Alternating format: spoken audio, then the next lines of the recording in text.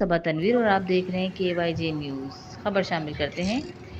کشمور کا امان اللہ بزدار، معذور بیوی 5 بچوں کی کفالت اور انصاف کی پکار۔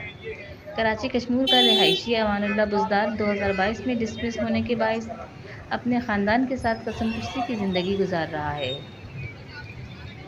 نام XPC امان اللہ بوزار ہے۔ امان اللہ، آپ کہاں سے تعلق رکھتے ہیں؟ میرا گھر جو تھا وہ ضلع گھوٹکی میں ہوں۔ میں 2017 سال میری تقریباً سروس بنتی ہے، تو میری وائف کو جو ہے نا وہ پیرالائزڈ ہوئی، فالج کا اٹیک ہوا، تو کوئی تھا ہی نہیں، بچے چھوٹے تھے اس وقت۔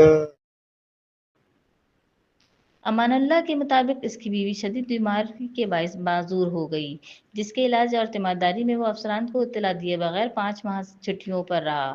گھر کا واحد کفیل ہونے کے ناطے امان اللہ کے کاندھے پر 5 بچوں کی پرورش، تعلیم اور گھر کے اخراجات کا بوجھ ہے۔ نوکری سے برطرفی کے بعد خاندان کا گزر بسر مشکل ہو چکا ہے۔ وہ بتاتا ہے کہ اکثر اوقات بچوں کی تعلیم اور 2 وقت کی روٹی کا انتظام بھی مشکل سے ہوتا ہے۔ طبیعت میری خراب تھی، طبیعت لگی ہے، تو مجھے دوا دے دو، مجھے ماں کرتی ہوں، معاف کرتی ہوں۔ بچے جو میرے چھوٹے عمر ہے جو میرے فنر کرے ہے، اس کی عمر ہے جو یہ کرے نہ تھے، پڑھنا پڑتا ہے، کھانا نہیں تھے ملتا۔ حاجی صاحب ہمارے اچھے انسان ہیں، میں اس سے ریکویسٹ کرتا ہوں کہ میرے بچوں کے اوپر جو ہے نا میری اس غلطی کو درگزر کر مجھے معاف کیا جائے، اور میرے بچوں کا مستقبل جو ہے تباہ ہونے سے بچا جائے۔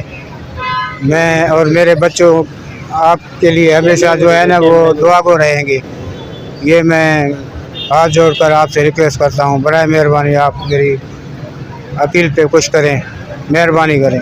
کتنے بچے ہیں آپ کے؟ میرے 4 بچے ہیں، ایک بیٹی ہے، 3 بیٹے ہیں۔ امان اللہ کے کاندھے پر 5 بچوں کی پرورش، تعلیم اور گھر کے اخراجات کا بوجھ ہے۔ نوکری سے برطرفی کے بعد خاندان کا گزر بسر مشکل ہو چکا ہے۔ وہ بتاتا ہے کہ اکثر اللہ نے آپ کو بڑا مقام دیا ہے، تو آپ برائے مہربانی اتنا ہمارے اوپر رحم کریں، ایک انسان ہونے کے ناطے، کیونکہ یہاں پر بھی 5-6 انسانوں کی زندگیاں جو ہیں نا وہ تباہ و برباد ہو رہی ہیں۔